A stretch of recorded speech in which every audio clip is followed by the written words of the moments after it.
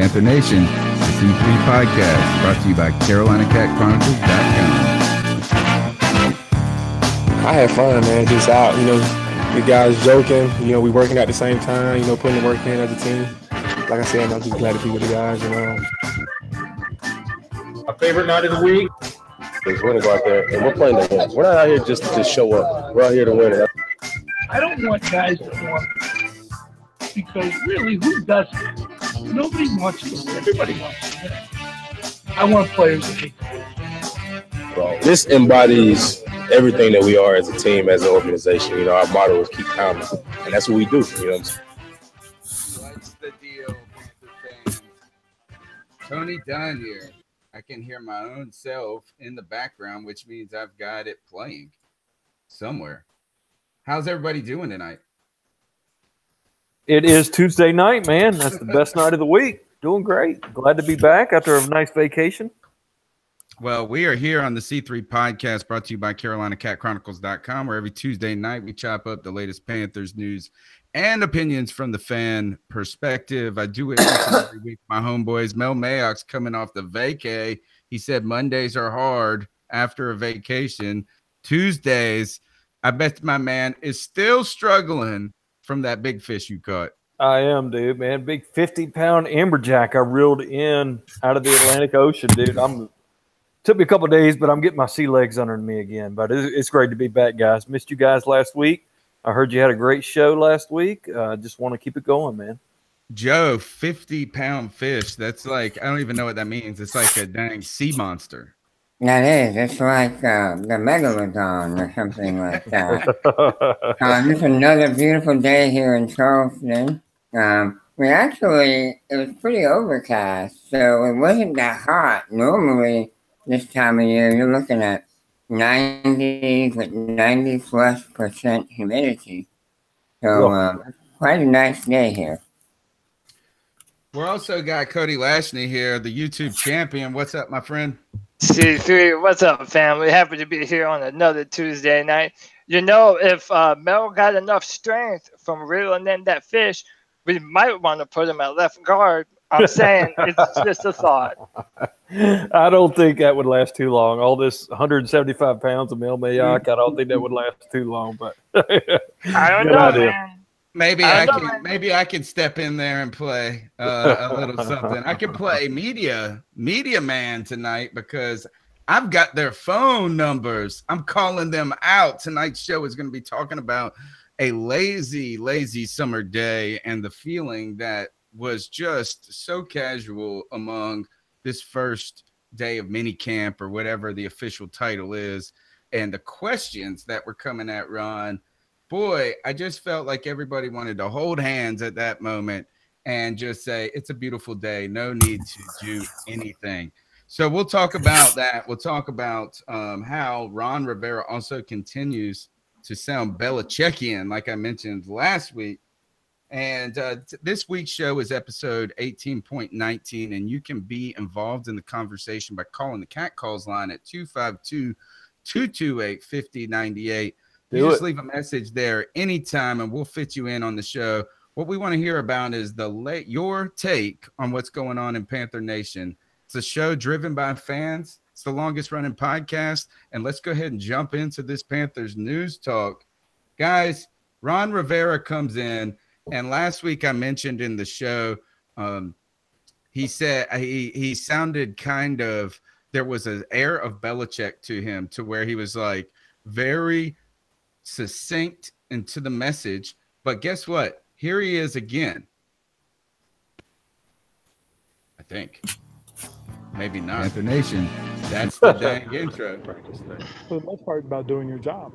Staying focused on the things that you need to focus. For the most part, about doing your job.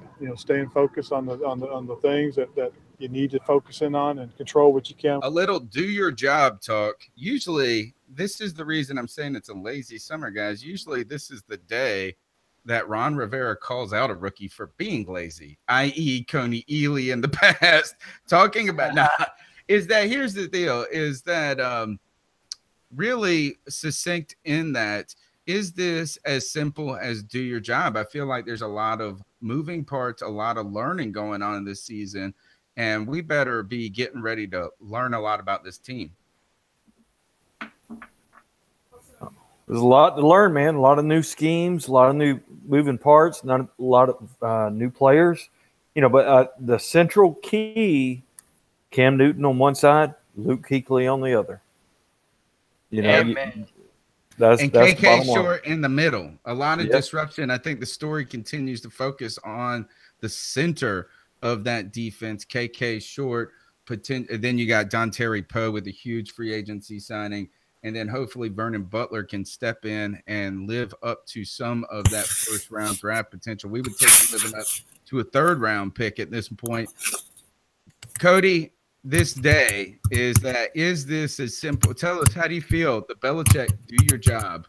Is it that simple with a bunch of rookies and second-year players that need to still be bringing a lot back from last year and from previous meetings? Well, yeah, it is a little bit of do your job, but it's also a little bit of realism too. How much growth do you expect to see in a player in just a few OTAs and some mandatory mini camps? And I think you kind of have to, be reasonable in what you expect to see from the players. I saw a clip of Curtis Samuel, and he looks healthy, man. He's out there running routes, catching passes. He's looking better and better.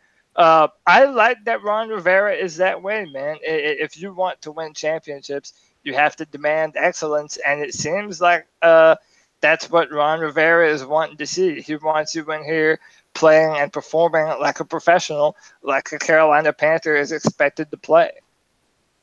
Joe, what is their job at this point? What is Ron Rivera's job going into this season? New defensive coordinator, new offensive coordinator. A lot of the reason I guess I'm trying to find something to talk about at this point on the first day. But it sounds also too like it's like, hey, do your job. Like we actually know what it is as of this point. We have a new owner. We have a new offensive coordinator. We have a new defensive coordinator. We don't have a secondary coach. So what is the job at this point? How do they organize that?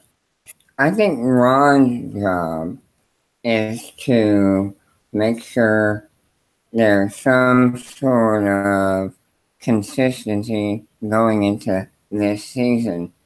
We do have a lot of changes, but with the offensive scheme, not a whole lot of change. There's some minor terminology that's been changed, some different adjustments and checks. But the basis of the offense is pretty similar. So that's one good thing. And I think Ron really just needs to be more of an overseer in making sure that the coaches are having good communication with the players. He won't be, I don't think he needs to be as involved because he has North Turner on offense will be fine. Maybe he might be a little more concerned with defense, having Washington as the coordinator now. Yeah, brand new coordinator. Yeah. And that's kind of Ron's forte is defense anyway. So he'll probably be a little more hands-on on that side. But, really as a coach, you do have these men in place to, do most of your coaching. So I think, he's going to be there watching Washington, making sure he's, saying the right things, doing the right things. But as far as how much he'll be involved with that, I don't know. Cody mentioned that Curtis Samuel looked good. One of the things that continues to bother me about Curtis Samuel is that he's so short, right? And it's not that I have a thing with short players because I'm a short guy. I'm rooting for him because of that. But with only the helmet on and no other pads on, really, is that he really looks like a short guy with a giant head and little legs, and like his steps. But you know what Steve Smith says. So what's your point? I know. Yes, I just need to see him. I need to see him. No, I need to just see him have some pads on his legs and his shoulders and stuff, so he looks more proportionate at that point. You know what? Most importantly, I think he and Devin Bird are in the same boat. It's more about Devin Bird. Demir Bird. Demir Bird. I'm sorry. Demir Bird. I'm sorry. Tomato. That's it. But I was thinking Devin Funches has got something to prove. Yeah. No, thanks for the correction. I appreciate that. Demir Bird, Baby Bird, as you like to call him. Those two guys need to be able to prove that they can stay healthy. They can take a licking and keep on ticking. Because I don't care how thin you look or how big you are, how short you are, but you got to be able to stay on the field. And those two guys have not been able to do it yet. Hopefully they will in 2018. And if they do, the Panthers are going to be a much better team. Big shout out to the YouTube chat room. J-Dub's got to run early tonight. Tim Tizzy been working a lot. Guys, we appreciate your support, and we know you'll be back and checking in. So you guys have a good just keep contributing. That's a good time to mention while you're listening. Go ahead and smash that thumbs up button, subscribe to the YouTube channel, and share this show with a friend. One link, one share with one Panther friend. I promise you it makes a huge difference for us. We keep this podcast going each week. You can be a part of it by the Cat Calls line at 252-228-5098. One of the reasons I continue to bring this up, guys, though, I guess what I was saying is this kind of I feel like just kind of lackadaisical summer day attitude when I'm going to come back to what their job is. One of the concerning parts to me is that there is a young contingent to this team, right? There are a bunch of guys that are second years, players that have like had some injuries, trying to integrate into the offense. You've got a new offensive coordinator. You've got free agents like Dontari Poe. You've got Cersei as well, that on the back end of the defense. Then you've got a really young core of secondary players. Do your job, to me, at this point really means that we've got to be maximizing our teaching time here for these young players. You keep hearing that Ron Rivera saying, like, for instance, that Christian McCaffrey last year, what he really liked about him is he learned how to do things the right way. So I guess what I want to hear, and I know that I'm nitpicking words, but right now it's our time to learn our jobs at this moment. It's our time to learn what we want to get on the field, how we want to learn about these players, and how to execute and teach them to do the things that we see envision this defense doing. Wow. So I really am interested in, and I know that maybe I'm coming in hot. I'm coming in fired up and ready to go. But like, I was ready to really have something to talk about.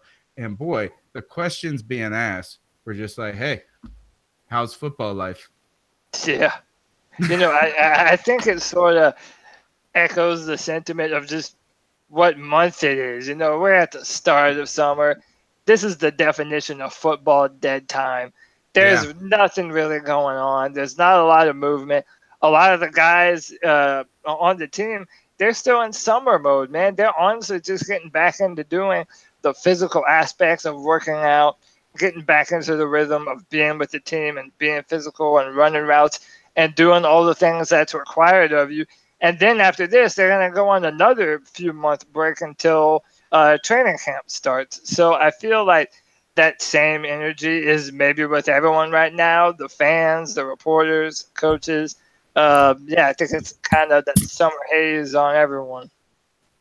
Mel, going into training camp, it's going to be hot. It's going to be miserable in Spartanburg. Maybe this will be the last year it's in Spartanburg. I kind of hope that. Not for the town of Spartanburg. It's just so hot, man. I got to think it's got to be the last year there. I mean, why would David Tepper want to keep it in Wofford? Yeah, that's kind of like time to turn the page, right? Yeah. What are we wanting to see going into training camp? Right, we've got this as these guys are coming in. What are you going to be interested in seeing in this training camp, other than not hearing any news about injuries or anything to that effect? Yeah, I mean, number one is staying healthy. that's number one, no doubt. But number two is really just I want to see the competition, like you talked about a lot last year, Professor. You want to see true competition, not somebody handed the job, not a fait accompli as to who's going to be starting at the wide receiver or the left guard, et cetera, et cetera. Let there be a real competition and let them earn it. Let the best man win. Let them go about it. Don't stick a mini Alatulu in there and just say that's our guy and just go with it. Let them battle it out. Let the cream rise to the top. That's, I want to see the left guard battle. I want to see the wide receiver battle. I want to see the running back battle. I want to see the defensive back. There's just so much intrigue this year, but it boils down to just true, honest competition. All right, let's quick hit this. I'm going to ask you, I'm going to start you off with this. We'll start you with you mentioned the running back battle. What about that? Are you just one line about it? Are you interested in seeing? I want to see the scheme that they're going to employ. Are they going to be? Are they going to? Great line. Are they going to be? Are they going to be? Good answer, bro. Yeah. I want to see. Is Armagh going to be in there on most of the carries? Are they going to be running with a lead fullback? Wow. Well, Mel was coming. He bringing the dang hot sauce tonight. Hey, I'm all rested and ready to go, man. There you go. Actually, you should be exhausted, but it's all the testosterone from wrangling up that river monster. Ooh, that's right. Cody, I'm going to go to you next and ask you. He said he wanted to see was going to be looking at competition at wide receivers. One line. What is it that you're interested in seeing out of that group? Out of the receivers? Yeah. Yeah, so there's a guy that went to UNC named Bug Howard. His name is literally Bug. Yep, B-U-G Howard. My man, already, I don't know him, but I'm looking him up. Well, and the reason why he's very interesting to me is because he is now what we seemingly don't have enough of. He's a big body box throughout receiver that can go up and hit the jump ball in the end zone. And outside of Devin Funtis, we don't have a lot of that now.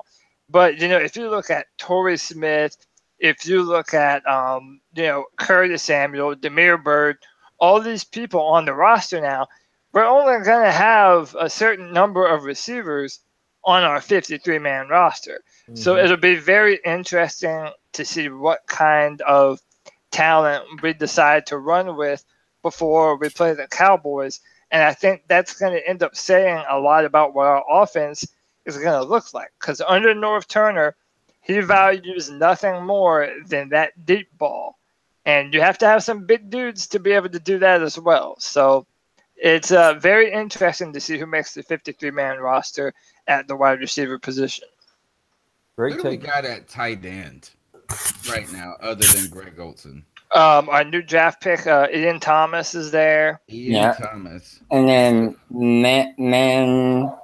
Chris I think Chris Manhertz. Yeah, so I'm going to go there.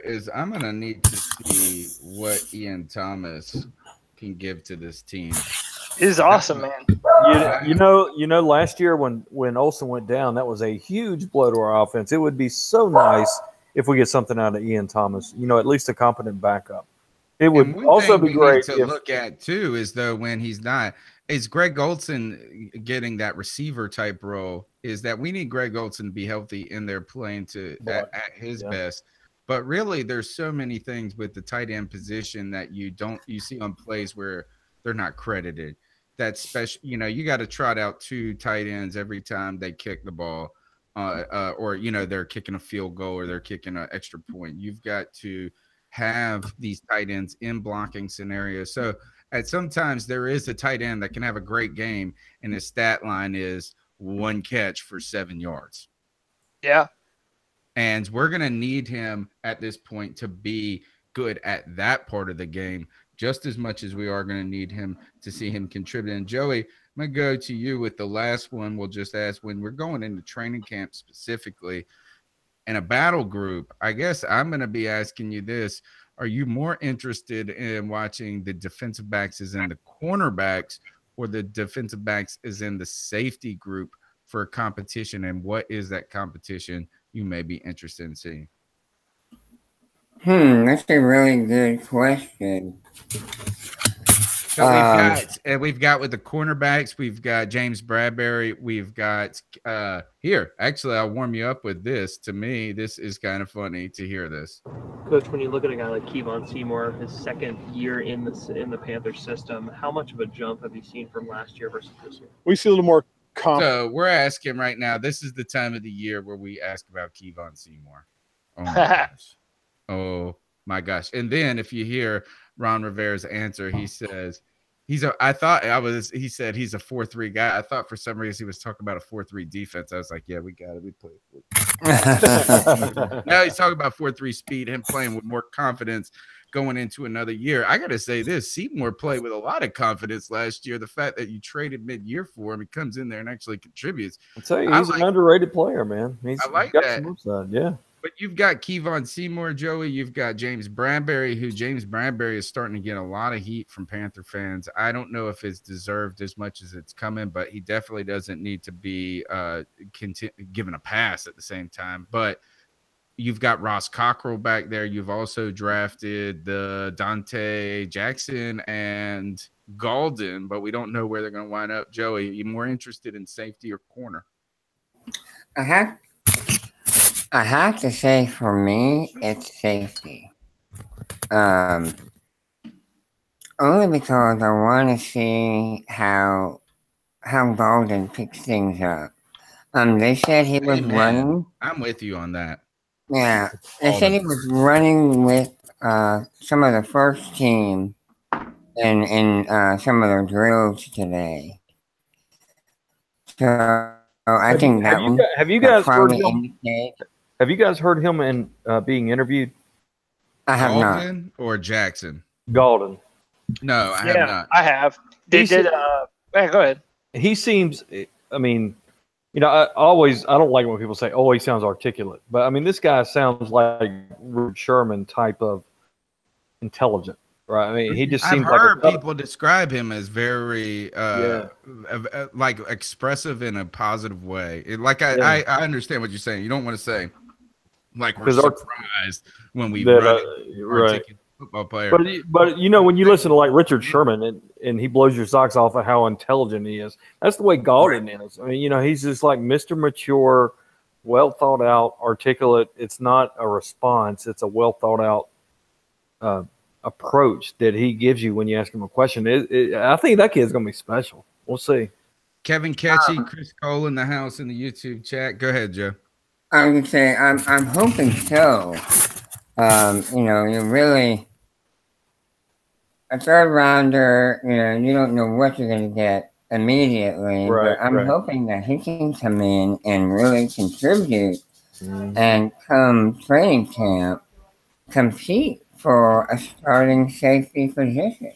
We actually need him doing that. Like at this point is you've got a couple of guys in Deshaun Hall, as well as help me out the nickel corner Corn Elder. Right. So you've got some guys that you invested some stock in last year that got zero experience. So they need to be treated as rookies. So you can't expect that pipeline to be, you know, producing at this point necessarily. So when you've got that kind of drought, then you get these guys that are coming in and you put 2 picks right there with guys that are, you know, that have a lot of quickness and athleticism, but at some same times, you know, they don't have the actual measurables that just blow you out the world when it comes to size or anything like that. So what you do need is actually Galden to produce in so many ways, because I've heard people saying something. I saw an article somebody sent me on Cat Crave, and I'm not trying to knock the dudes. Like, I mean, I know you're just trying to write and do your thing and blog, and it's tough, right? But it was like Cersei could be starting at free safety. And I was like, no, please. That's not what we need. You know what I'm saying? Like, that's not the right fit. And if you're doing that, then that's a bad pickup and unfair to Cersei. But that's why we need one of these guys. We need a Dante Jackson or Galden to surprise us with a good rookie season, I believe. Well, and also keep in mind, Denora Cersei is an insurance policy. You know, so I think we knew that there was a certain number of positions that we were going to draft. And safety was one of them, and we did that. But if for whatever reason they weren't ready, and considering we don't have a defensive backs coach, like that's a big deal right now, and we don't have somebody really like. I mean, I'm not sure of all of our personnel, but we don't have a mentor bringing up our young backfield right now. It helps to have a Denora Cersei on the roster, someone that does have some experience, someone that can fill in if need be. And look at 2015, man. I mean, look at what Roman Harper did. Was he the best in the world? No, he wasn't the best in the world, but sometimes you don't need to be the best in the world. You just need to be able to do your job and let the front seven do their part. We have one of the best front sevens in football. If they're doing their job, then the backfield, man, they have it easy. They'll be able to do their job all right. Yeah, I mean, that's the truth. But you also have Captain Munnerlin there, right? True. Who is going to give some veteran experience or is a legitimate veteran. He's been around. But there was also that kind of rocky road he had last year, or at least I don't know how true the divide was between, but it seemed real that there was some sort of disagreement in how he was going to be utilized in that defense this year. So you got him. What I mean by that is that's a hard replacement for Corn Elder to jump ahead of. I think it's a hard replacement to say we're going to put Kevon Seymour ahead of Captain Munnerlin. Maybe it's not.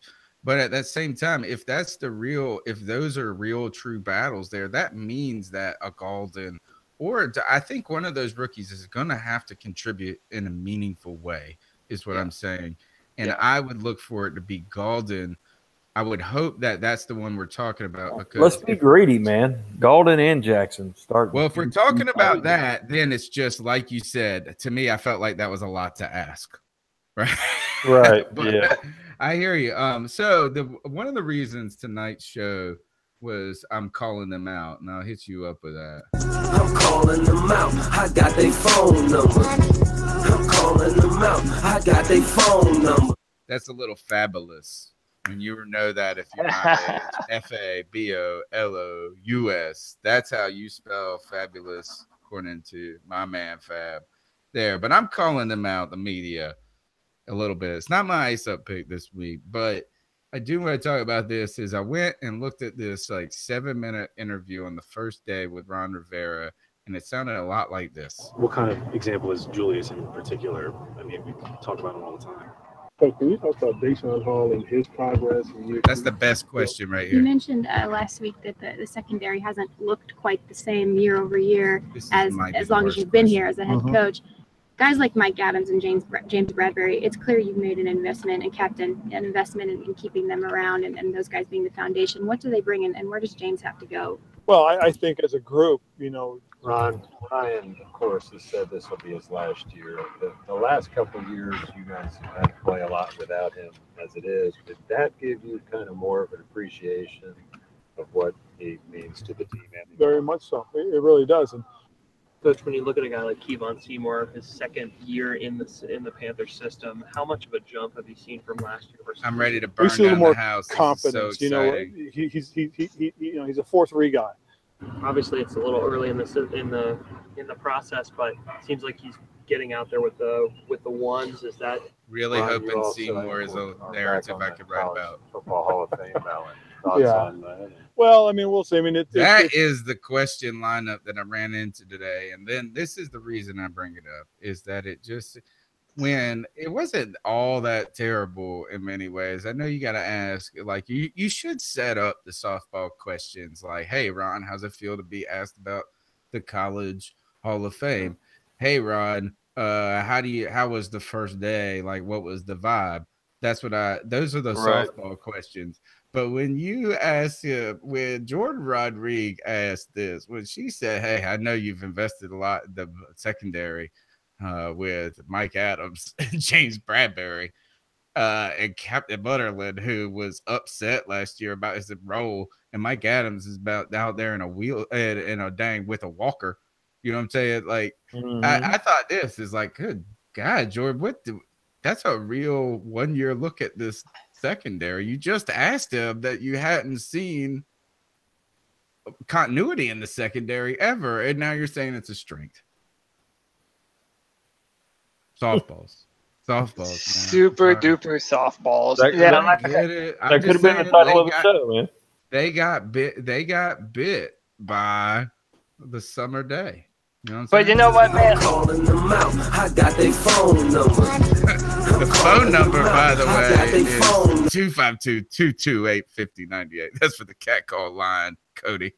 And yeah, you know what, man? Like, in all fair, okay, so in preparation for the show tonight, I went back and I listened to Ron, and then I listened to Luke, and I'm listening to Luke talk.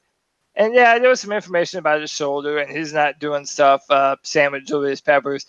But it's like, oh my God. I think it's one of those scenarios where the players don't have a lot to say, and the reporters know that. So they're like, well, what's the point of me asking some of these big questions? We're not going to get the kind of answers that we want. Yeah, I about fell asleep listening to Luke, man. I agree.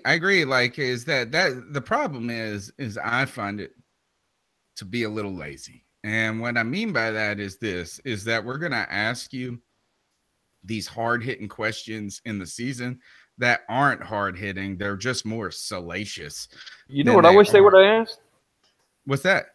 It's just, what's the deal with Julio Jones at Cam Newton's kickball game and not showing up for Falcons training camp? Boom. It's like a Donald Trump question. Yes, sir. But go That's nuclear right there. on him. Donald Trump is like tweeting that. Appreciate it. The other thing I would say is this, but what I mean by this is like, hey, we get that you're going to ask it, but what I would say is that, look, we got a new offensive coordinator. How do you see at these is not only do you have guys coming back in these moving parts, but how do you see that integrating with Norv Turner and his way of doing things? How do you see the rookies retaining? You continue to talk about retention. That's what you want to see with rookies coming back from the mini camps. That. How did you gauge that retention? Did you see any examples of that, right, that you could tell us about? These are the questions that I think are just as they're just as vague in general, but they are a little more, I think. And I don't want to call people out like I got you, like I could do your job better than you. I'm not trying to say that. I just felt like, please don't let this be the tone that we're setting right now. Like, we need to be, and maybe Ron doesn't want to wear guys out, but he can't direct the questions they're asking. You know what I think, man? I think maybe Tony Dunn needs to be at some of these press conferences asking the real hard-hitting questions on behalf of C3. I tell you what, I know you'd have the best questions there. Amen. Thank you, man. I like that, and I'll do it. And those types of questions aren't out of line either. No, they're not. Is that you could say this is, all right, now you've got a new defensive coordinator. What's your role been like in installing him? I think that we want to know. I mean, maybe maybe you don't want to do that to like not piss off Ron, right? And it gets that, damn it, you asked me a real question that I might have to do nothing. I would always say this to Ron if he ever got an attitude with the question asked, be like, I'm not asking about an injury, bro. Yeah, that's just one line you don't cross. Yeah, I'm not asking about an injury, right? So that's kind of just the thought that I had coming out of those of that discussion, should we say, is like, so where do you guys stand at this moment with Panther news? Let's talk about the latest news. What's on your mind? We'll start with Mel Mayock. Have you even followed the news? Because it has been a quiet time, which is a great thing in many ways.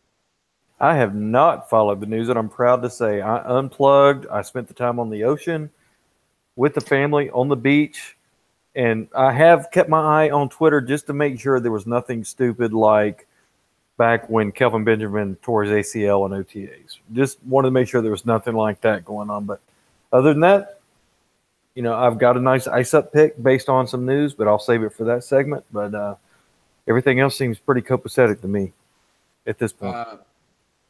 I have been the same way. I've actually, my wife, I'm kind of Yeah, I followed you, man. You had some nice 12-year anniversary celebrations going on. Yeah, I was Congratulations. on. We had our anniversary. We went to Asheville. It was a fun 12 time. years of snowing that woman, pulling the wool over her eyes.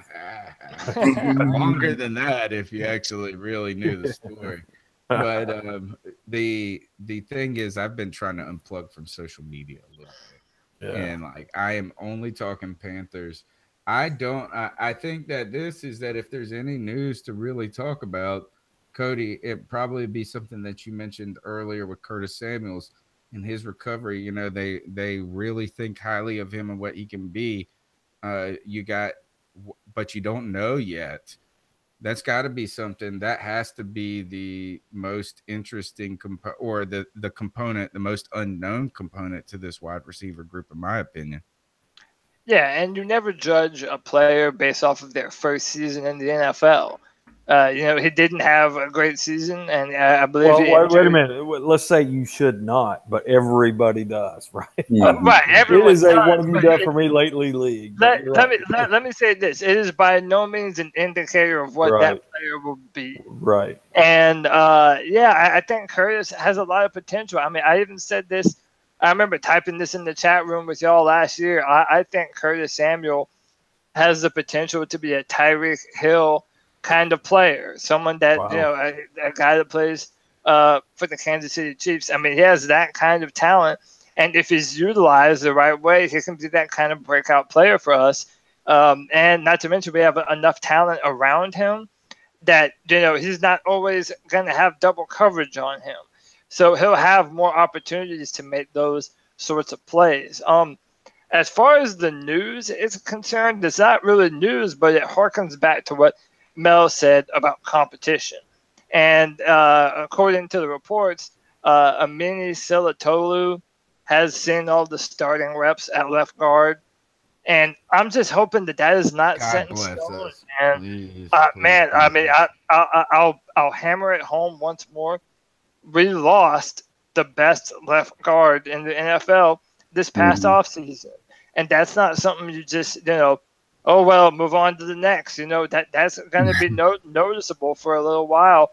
Personally, I am hoping that Taylor Moton is able to fill that position. He's very, very strong. I've seen him play the position before at Central Michigan.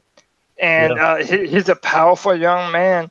And I'm hoping that he's able to fill in that spot, because Silatolu is not the answer. Not now, not never was. I want to get in there, Cody, and build on that by saying this, is that it's one thing to say you lost the best left guard. We can debate if it is or isn't, but he's damn good, right? At the very top, right?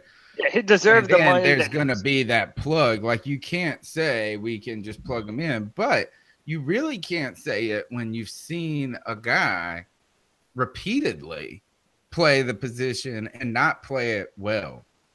Right.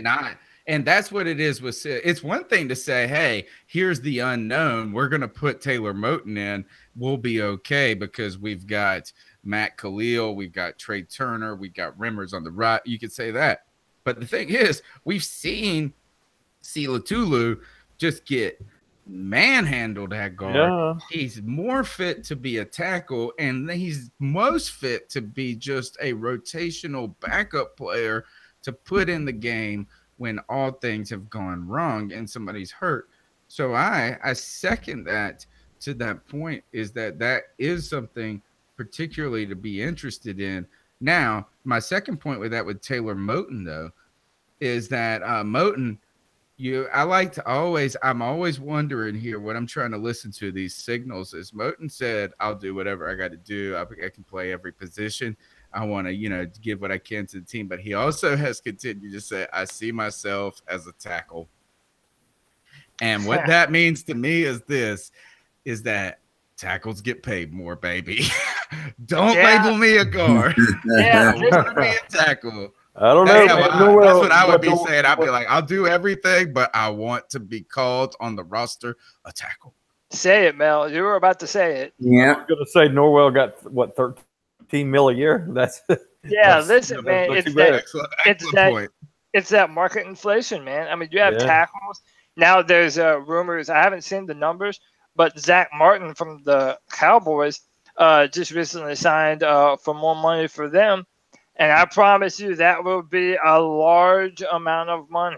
Yes, sir. I mean, now you're living in the day and age where it's not just the edges of the line that are getting paid, because the most dominant pass rushers are Aaron Donald, K'Wan Short, Fletcher Cox. Those dudes are on the inside. They're going up against your guards and not your tackles. So when you have the best pass rushers in the interior, your best pass defenders also need to be in the interior. So, I mean, these things move around a lot. But if I were Taylor Moton, I would be itching for the opportunity to prove I'm the man to be the day one starter right next to Matt Khalil. Yeah, I mean, you got to do it in this scenario. That is for sure. And we need him to be. We need we really need one of our draft picks to pan out. That's what we really need. We need a guy, and I'm not saying that the draft picks we have been failures or busts. Don't get me wrong but I mean, if you think about it, we're still going back. Vernon Butler, we'll talk about that. Shaq Thompson, we'll talk about that. Is that all? I mean, Shaq Thompson is the least one I'm concerned about putting on this list. But then you put in Vernon Butler, you put in picks from last year, you put in Taylor Moton, who was, as kind of a celebrated, you have to do it. Somebody traded in front of you, but you also got a guy that is probably just as good. You have all these storylines going back to all of these first-round draft picks, all of these high-round draft picks, and we really need a guy to just say, we're no longer looking at you to grow.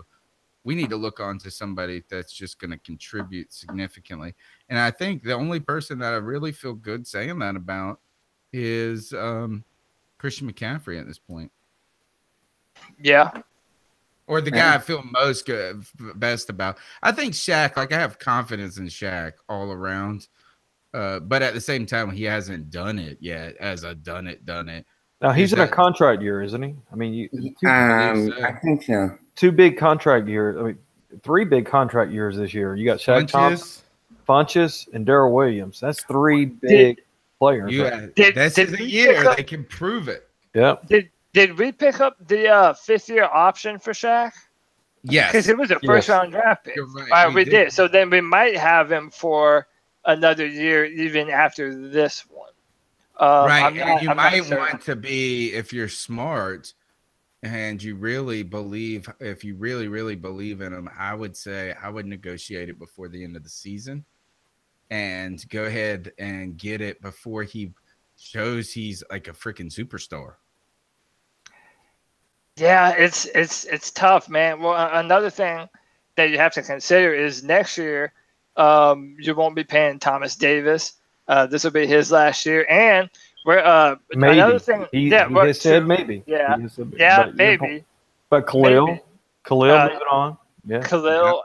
It's one of those things where we talk about general manager moves and stuff that we would do in what scenarios, but managing the kind of money that you have allotted for your team, that's the biggest part, and not everyone gets paid. And it'll also be interesting to see what we do with Devin Funchess. As I said earlier, now, other than Greg Olsen, Devin Funchess is our only real larger receiver that we have that goes up and pinpoints the ball, So this is another big year for him as well. So it's there's a lot of interesting things. It's going to be big decisions to make. I mean, do you pay Devin Funchess as a number 1 receiver? Do you pay Darrell Williams a top echelon? Maybe we don't. We'll find out after this year. Panthers Nation podcast in the chat room said it's Darrell or Funchess. Is that? And so you're looking at this as who are you going to pay there? But to me, the trifecta of a player is Darrell Williams, Devin Funchess, Shaq Thompson. And I understand that, like you said, Bradbury's even in that discussion, right? Good point. And even Darrell Williams, he had 1 good year. We need to see another one. I agree. I agree 100%. Pro Football Focus rated him very high, but there's a few Panther analysts on Twitter or whatever that all they do is pan the guy and say that it was because of Trey Turner eating up so much of the the attention of the line. So I mean, and hey, that might be a valid point. That's so stuff that why did Matt Khalil look like a stud with Norwell over there? Well, because they weren't going after Norwell. They were picking on Matt Khalil. And I think that's another thing. That's a great point, Mel. I think too is that when you think about this, is that Darrell Williams gave us a season where we didn't call his name out a lot during the season, which is good news. Right. And you mentioned this last week on the show, Cody, is that when you're not talking about the offensive line, that's a good thing. At the same time, we know that Trey Turner did not have the year he has had in the past last year. I felt like we could all see that at that position. So I agree with Mel is that we do need to see more production out of Darrell Williams, as well as you, Cody, is saying this is that like there are some it's things look good at that spot, but not necessarily guaranteed. And this is where I actually look at this is that if the trifecta of people that you have to worry about their contracts on the horizon in the immediacy and who you want to keep, to me, out of the three names, Darrell Williams, Devin Funchess, and Shaq Thompson, I say after this year, if Shaq Thompson plays well, good to well, better than average, that's a guy that I'm more interested. I think that Devin Funchess is a number 2 possession receiver, and you could probably always cycle in an aging type Crabtree player for, instead of, paying him to be, you don't think he's ever going to be the star out there. But what if he comes out and does 12? What if he comes out and has 1,200 yards, 10 touchdowns? Tell me. Actually, you tell me that. What do you think? Is that if Devin Funchess does I tend to agree with that it. Our guy? I tend to agree with it. You got to pick your places, and I think we cast our lot with DJ Moore being a number 1 pick. He's going to be our top paid wide receiver guy. I think you're going to have to. It's not just the triplets; it's the quartet because you got to remember Bradbury. Right. And are you going to pay him $12 million a year to stay with us? I mean, there's going to be some big decisions to make next year, assuming these guys have solid years. So, but I tend to agree with you. Devin would have to come out with an exceptional year for us to pay him as a number 1 guy. I mean, I'm talking he'd have to go over 1,500 yards, 15 touchdowns to really say we got to break the bank. I mean, it would have to be crazy for us to. And I just think, all right. So I got a couple of last questions, and we'll get out of here. We got to do our ice up pick still. Remember to subscribe to the podcast if you're listening now. Give us a thumbs up, share a like, really helps. The call into the Cat Calls line. The number's 252-228-5098. This is the C3 Panthers podcast. I was gonna ask this about just if when I was on Pirate Radio with Clip Brock last week, you can check me out. This week I'm going to be on Thursday because of some things we're doing with the family. But he asked me this, and it was actually a tougher question than usual to answer. He said, in the past, you've talked about some kind of darling players that you have. He referenced a Demir Bird. He referenced and you know what? Now that this is so bad that it's escaping my memory, is who was that running back that had some trouble in college at like Iowa or something like that, and then came here and had a family, and we were all the toast of the town. It was right after the Georgia. You're talking about. I think he even signed with the Patriots for a minute. How can we forget Wenger?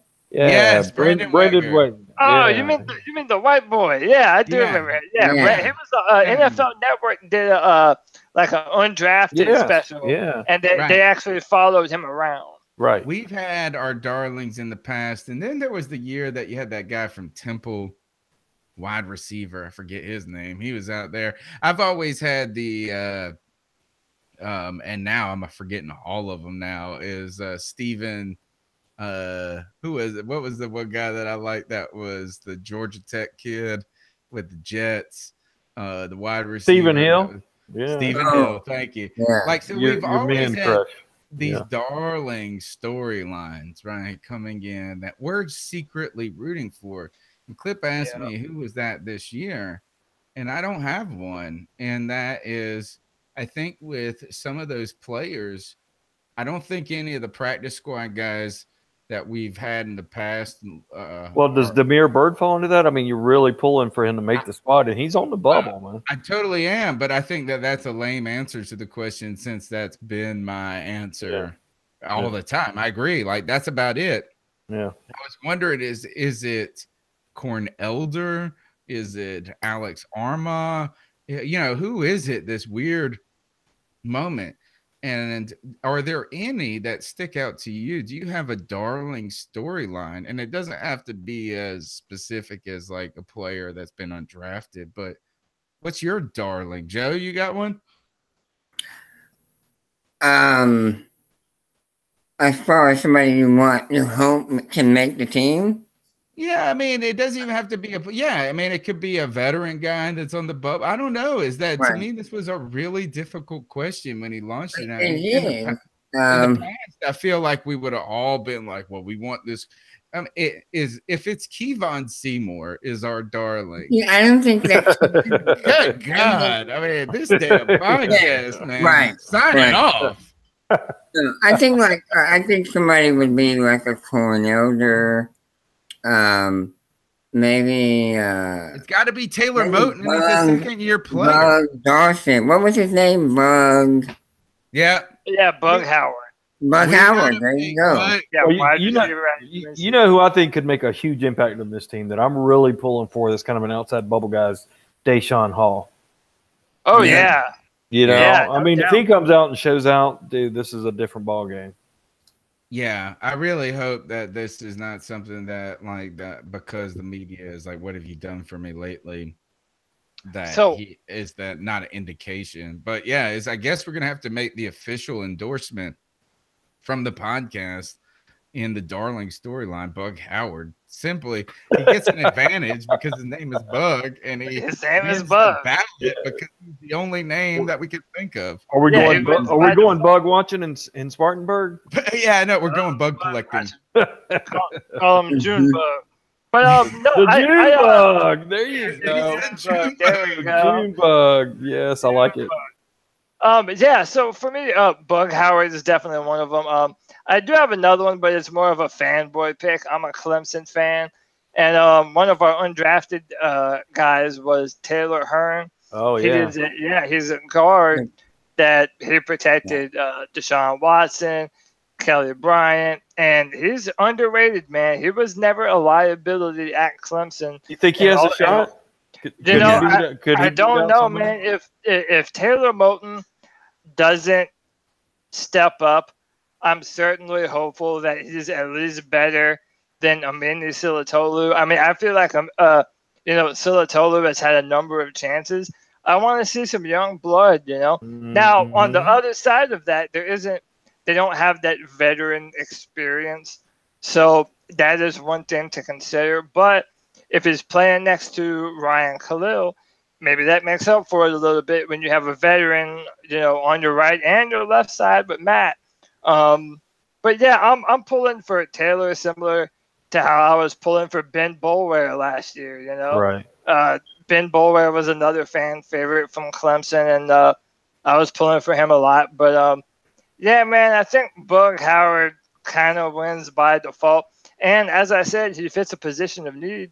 We don't have a lot of big body wide receivers on the roster right now, and he sort of fills in on that role. Joe, I guess our darling is going to have to be a guy named Bug, or some other names that come out to me is Ian Thomas. I know that's not – see, to me, these are fake answers. Like yeah. When you say a third-round pick should be a darling or a fourth-round pick, that's like really annoying to me. And maybe that's a good thing. Maybe that's the good thing in the past years we've really needed a darling guy to be a difference or a contributor. But I'm going to be looking at Ian Thomas. We're going to need to start working on Greg Olson's replacement. Deshaun Hall, at this point, the fact that West Horton is the guy when Julius Pepper's in there is not a knock on West Horton, but also West Horton. You know, do we think he's really going to give more one day than what he is potentially going to give last year, this year? I don't know if that's the question. So you'll be looking at Deshaun Hall. There's got to be some some questions. And to me, a darling pick is this is the saddest one for you as a former first rounder. We need Vernon Butler to be a darling. Yes, man. I was about to say it, dude. That we spent gotta be it. round capital. So you know on what? I would trade him for a bucket of nachos. Oh, we need. It's not going to happen. You're not going to be able to do it and get anything really of tremendous value at this point. You invested too much, and you're selling the stock when it's at the lowest. Right. No, great point. And what we really need is Vernon Butler to come in there and be a tenacious. Yeah, well, they're always putting out 3 defensive tackles on 4 downs that are going to be coming after you in more ways than one. And one of the things that I've noticed the trend is everyone is using sub packages, so they don't have one defensive line in for every snap. We're gonna see, hopefully Deshaun Hall, Wes Horton. We're gonna see some other guys. Kyle Love is another one that we see in there a lot. There's something really to be said for, letting K1 have a break for a little while, and whenever you put in Vernon Butler, the pass rush doesn't let up. No matter who you're subbing in, you have a bunch of pass rushers that can affect the quarterback. So, I mean, even if he never replaces K1 or Star, it doesn't matter. He needs to do his job when he's on the field. He needs to affect the quarterback at all times. And he needs to stay healthy. I mean, it was the second preseason game last year. He goes down with a twisted ankle. And he was never already had a hand something, and I don't want to be somebody that's dumping on a guy because he's at because you can't. But when you're making that kind of money and you're a #1 pick, that's part of the territory. Yeah, I just think it's what we need. It's what we need. It's not even about if it's him living up to this or falling short. It's like we need at this point when you've got an aging Julius Peppers on one side, you've got Mario Addison who's very good, but you don't know what happens when Peppers isn't on the other side when it comes to pass rush. So you make up for it with hey, Dontari Poe comes out, KK still fresh. We got Vernon Butler making a difference. Then a KK needs to come out. You need to Vernon Butler. You need to shift over position. Then everybody needs to be rested, coming to where your defense, your fat boys got legs.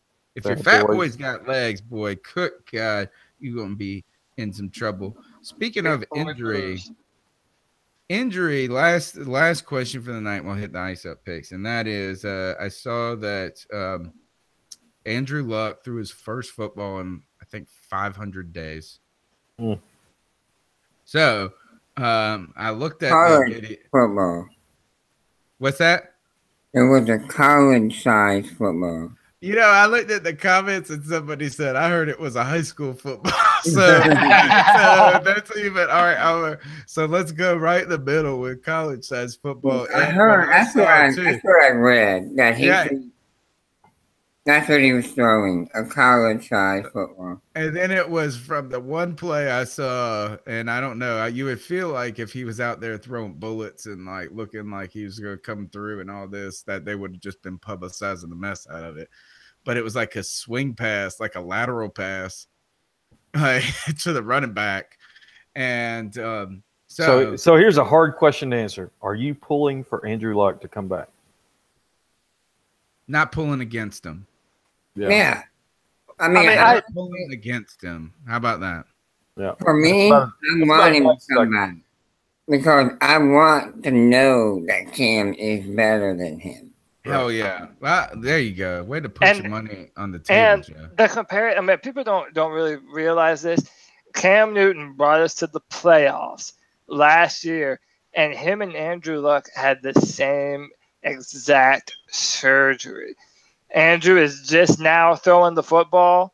I mean, come on, man. And people talk about, he had a lacerated kidney and he had this, and that. But it doesn't matter. The reason Andrew has been off the field is that shoulder. So, and I know everyone heals different. I just believe that, people that still pick Andrew over Cam, they drive me insane. It's not even close at this point. It's just if you're comparing the resumes. resumes. You're even having the conversation right now, it's unrealistic to have a conversation unless you acted like this was in the most perfect world where there were no injuries. Right. I mean, you can't say that. You can say, "Hey, I wish I had Bo Jackson." Right. But the very fact is that he did get injured. When it comes to Andrew Luck, to me, I am not rooting against him out. I think that's a legitimate question to ask because I am the anti-Luck fan, right? So it's a legitimate question to ask. And at the same time, I do want to say that I'm rooting for him as a person to be healthy and to come back and to be successful and to contribute to football. I'd love to see that dynamic. But at the same time, like, good God, if it's this long, I mean, he was throwing a tennis ball last year. Yeah. I mean, I actually feel bad for the dude at this, and not feel bad, but like, yeah, is that at this point can he come? Will he come back? I know one thing. I'm pulling for him. I really am. I believe the NFL is at its best when it has its star quarterbacks playing out there on the field, and just how a number of years ago the NFC South was a dumpster fire, 2014. And then now it's one of the. I mean, you can make the argument that it's the best division in football right now. The AFC South is another division that's on the rise. Houston is loaded. Tennessee is loaded. Jacksonville went off last year. And to be honest, if the Colts don't have Andrew Luck, they have no chance in that division. None.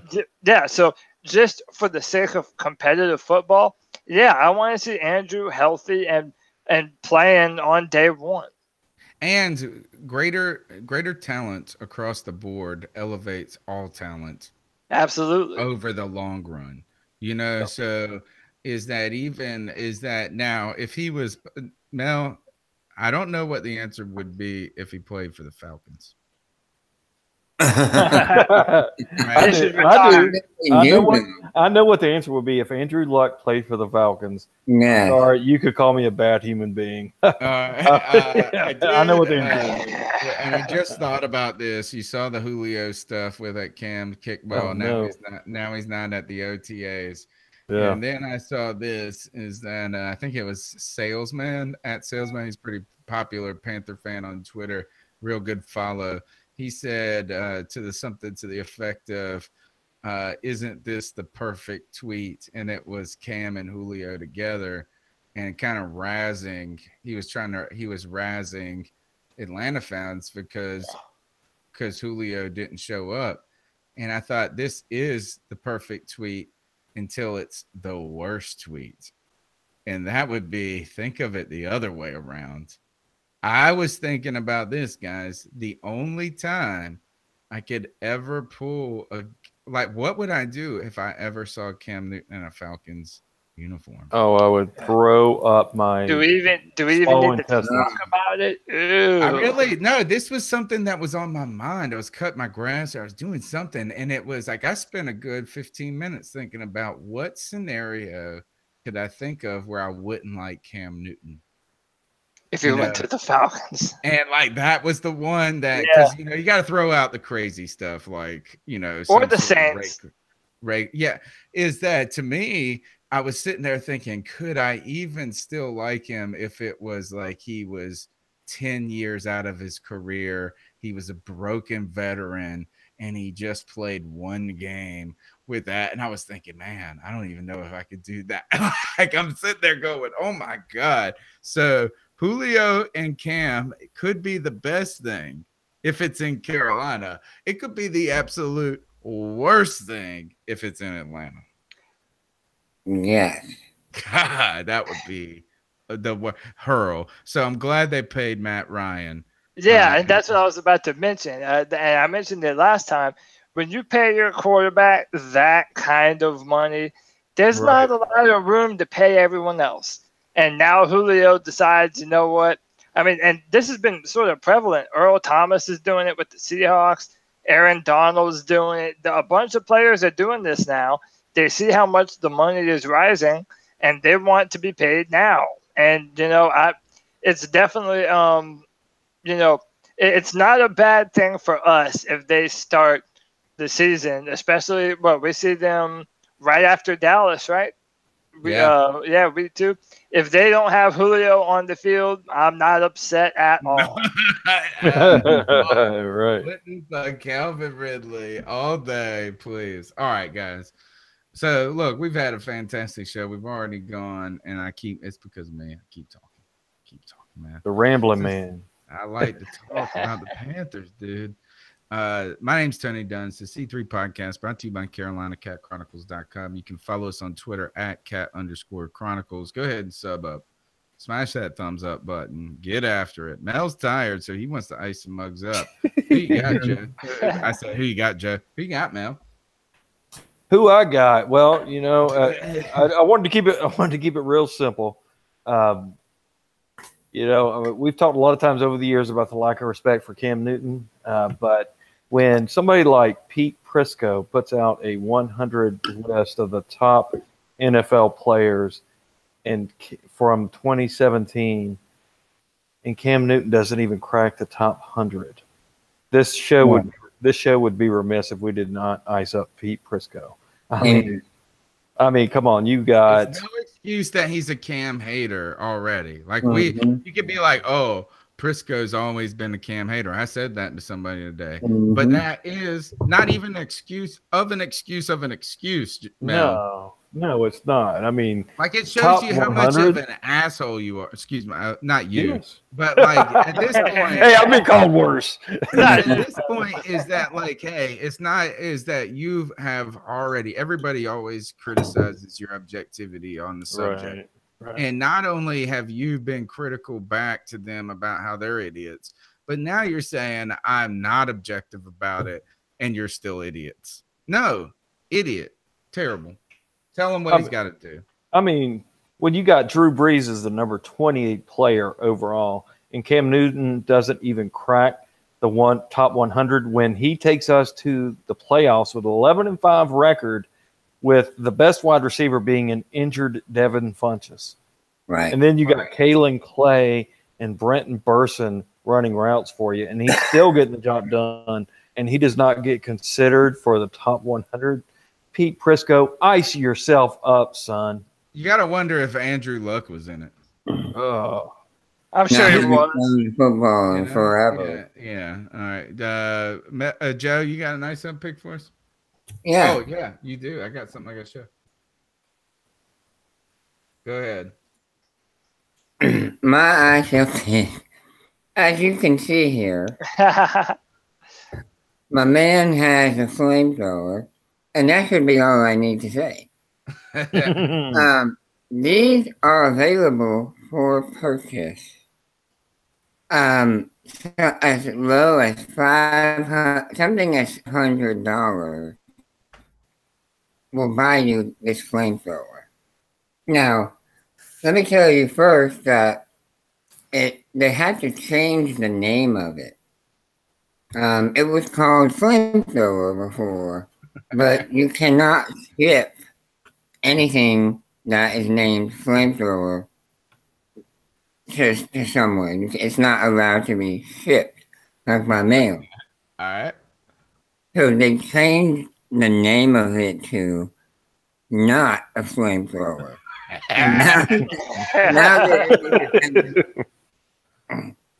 So they sold 20,000 of them to this point. All right. Okay. Elon Musk, right? You're right. That's who I'm icing up. I am icing up Elon Musk for making this available to people. You want to talk about banning weapons. I think this is where you need to start, because this thing, if the wrong person gets a hold of it, you will be able to wreak all kinds of havoc. Joe, you can't be icing up on the Second Amendment. With you, the Second Amendment. This is not as bad as an AK. This is not an arm, though. It's not. It's not like a firearm. It is a fire thrower. Different, dude. NRA may disagree with you, though, brother. I think This is a very bad idea, and I cannot believe that someone with an intellect as high as Elon Musk came up with this idea to sell it to people. So next you only week, gotta be Joe, 18. You buy it at Walmart, probably. So next week, Joe's going to lay out his support for Bernie Sanders' healthcare plan.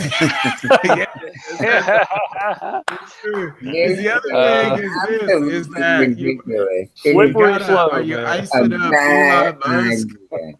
Or you icing up flamethrowers because I'm icing up Elon Musk for putting this thing together. You can't tell me you have. I mean, this had to take over 5 minutes to think of it. Yeah. You know, I'm sure he's got much bigger projects that he needs to be working on, like getting us to Mars. Well, And that's what I tell you California. this podcast at this moment is when fire meets ice. Exactly. That's it. We will win. It's like I actually think Joe is gonna win because the not flamethrower will be. It's gonna be a novelty. Oh, that's a great idea. At some point, you'll be like this. What do you actually use the flamethrower for? They showed pictures, different pictures, and people were using it to roast marshmallows. That's the silliest thing ever. It's like this: is you bought a $500. First of all, you bought a $500 not flamethrower where you could have bought a $100 shotgun. A, and then B, you could have just like taken your marshmallow and put it in front of your gas butane tank that also costs like $12 in comparison. So here, I bought a flamethrower so I could toast my marshmallows. I also want to melt the paint off my house. People can use it to light their grills. I can't wait to the tailgate I go to. And the dude's like about to light the grill up, and you're like drinking beer. You're not paying attention, and all of a sudden he pulls out a flamethrower. It's like boom, and he goes, "Not flamethrower." I think is that a flamethrower? He goes, "No." I think Tony wants one. I do. They also showed a couple of guys holding some steaks out with like tongs, and then they were cooking those steaks. I'm into like you want your mirror, baby. You know what this is awesome is this is like the most redneck Silicon Valley can get. Exactly. This is their potato gun. Oh man! But boy, you open up a store to sell those in Gastonia, and I'm going to sell you a not flamethrower myself. Yeah. It's going to be $200, and it's going to be a can of hairspray and a lighter. We've been doing this for a minute, folks, and we have also not been calling them flamethrowers. That's true. Because they're not. That's not what they're called. Cody, you got an ice up pick for us this week? Yeah, I do, man. So a little bit about me. Not only am I a diehard football fan, for the longest time I've also been a diehard MMA fan. Oh. And I love the UFC. I've been into it since 2005. And honestly, the results are probably in tonight. But tonight on UFC's Contender Series, former Carolina Panther Greg Hardy has fought inside the octagon, and I don't know yet. I don't know. I haven't looked it up yet. I don't know if he has won or lost. But so this is where I'm at on it. The UFC has been branded cockfighting and barroom brawls ever since their inception, and even now they still deal with that kind of stigma. And you want me to spoil it for you? You're gonna watch it? No, I'd love to know, man. What happened? This is 41 minutes ago. Greg Hardy gets brutal first round KO in first UFC. Wow, I'm interested to look it up, man. Did he get knocked out, or he knocked him out? No, he was the one knocking him out. That is Nice. a terrible headline. Like Joe said, oh, he just blasted that dude. All right. Wow. Greg Hardy scores emphatic knockout on Dana White's Contender Series. And look, speaking of Dana White, did you hear that he suggested Greg Hardy deserved a second chance? Yeah, and see that's where my ice up pick comes in, man. Because Oh, you've right. you've done so much to build this into a respectable sport. MMA fighters are some of the best athletes in the world. They have to be versatile. They have to be well-rounded. You know, they are legitimate athletes, and you're gonna bring in someone like Greg and tarnish that everything that you've been building even more. They had a professional wrestler, CM Punk. You might have heard this on the Yeah. main card of their most recent pay-per-view, and he was embarrassed by Yeah, a he got guy who good. has never had a fight before. So to the UFC and their abysmal matchmaking and everything that they have been doing to tarnish the sport that they have built up, it's time to ice up, son. Ice up, Joe. Quick question: do you think Greg Hardy should deserve a chance in the NFL? Well, I mean, I think you have to look at how his behavior has been over the last, recently and see if there's been any issues. And if not, I think you have to look how old he is too. But if someone's willing, if everything is okay as far as on his end, and no failed drug tests, no run-ins with the law. No beatings with girlfriends. Yeah. Yes, maybe it. Oh yeah, he's no, not just like wrong passing enough. a bag of coke around the bar. That was Right. the last. That's a one I good heard. start. Right. Yeah. That Like, would be here, take my credit cause card for- and this bag of coke and just pass it around. And you know, I've thought about it as well. You know, I heard Dana White say that, and I was wondering, well, does he deserve a second chance? It was never proven in a court of law to be guilty for whatever reason. And the more I'm thinking about it, even if he does deserve a second chance, it's not just the Greg Hardy decision I'm icing up. It's the UFC's decisions and how they've been matchmaking Yeah, the to kind of past few embrace years. it. To Yeah, embrace it. they're embracing the freak show rather than the legitimacy of the athletes that they've been promoting for years now. And it in my mind, it's a bad look, and it's almost a sign of where that sport is moving. And I'm not a fan of that, man. Tough question about Greg Hardy. I'm gonna say this is that I do think that like I'm kind of I would say that his performance in this, not his success in the sport, but his success as being a professional in the sport, it would probably determine my answer about whether he deserves a chance. Because you always want people. I don't think we should just hamstring people forever. Let me put something to you this way, okay? Sure. I think Hardy would deserve a second chance if for no other reason than the guy who suspended him, not the guy, but Jerry Jones, the owner of the team that he was suspended from, the behavior that was going on in that office. You mean Jerry between Richardson? Jerry and the females. Yeah, Jerry Richardson. And you suspend Greg Hardy. You know what I'm saying? That right there. Local hypocrisy. Yeah, is that you always want guys to come back. So we'll be watching to see what this does for Greg Hardy. But more importantly, like Cody said, hopefully UFC can find their way to keep the legitimacy that they've manufactured rightfully in so many ways. My ice up pick goes to IHOB. So now after me and my initial reaction of like, what in the hell is this? Did read that this was a publicity stunt by IHOP, that the rebranding of IHOB, which is International House of Burgers, was just an attempt to cause an internet stir over their wanting to bring you out more for lunch and dinner. So my ice up pick goes to them in both realms.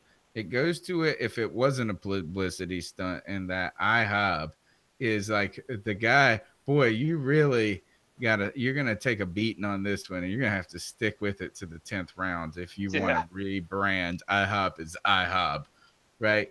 But I think I mean, that's a long battle that you're going to room. Like, good God, this is not you. You know, when you go in and give a presentation and you're like, people are like, how'd it go? Did it go well? And you're like, I think it went well. Is that you went in and gave the presentation of IHOB, and it should have been a complete flop. And somehow it was like, oh, it went well. And now you're like, oh, shit.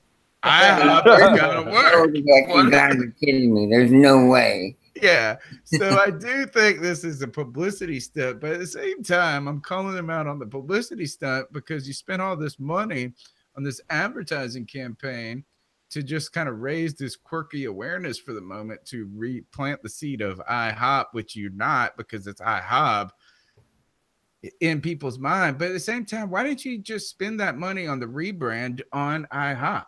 And like just rebrand IHOP a little bit more as the breakfast place that, like, look, I was in Asheville this past weekend. One of the big things is farm to table type stuff. Is like, why couldn't it have been IHOP Fresh or IHOP Kitchen, or something to where you're actually saying this is, we're not trying to be Red Robin, we're trying to be IHOP. We're not trying to be IHOB. We're actually trying to be. You're better at being IHOB than you are at being IHOP, and that is a problem. So to you, IHOB man who won the presentation, kudos to the people that were won over by the IHOB presentation. Nice up. Nice up. Nice up. All right. Done. That's the C3 podcast, brought to you by CarolinaCatChronicles.com. Tony Dunn here at @Cat_Chronicles. We need you to sub up. We need you to like. We need you to share. We maybe consider donating to the cause. You find all that information and notes on the website. Mel Mayock, where can they find you? It's time to get you back in the game talking football. That's it. Catch me anytime at Panthers Drafter on Twitter. Cody Lashney, where can they hit you up? Man, CODYLAC on Twitter, and I've been streaming every single day on Twitch, twitch.tv/Codais, CODAIS. Come check me out. Hit the follow button. I do reaction videos to everything in the video game industry. I've been playing Fortnite, having fun, interacting in my chat. We'll have a good time. Wonderful. You go check him out, guys. Joe Riolano, my best buddy, brother from another mother. How you doing, man? Where can they get after you? Guys, please look me up on Twitter at Joe Riolano. Hit me up with all your Panthers questions, comments, hot takes, cold takes for that matter. Whatever you got which is related to the Panthers, I want to hear about it. All right, we'll check you guys out next Tuesday, 9 o'clock, CarolinaCatChronicles.com.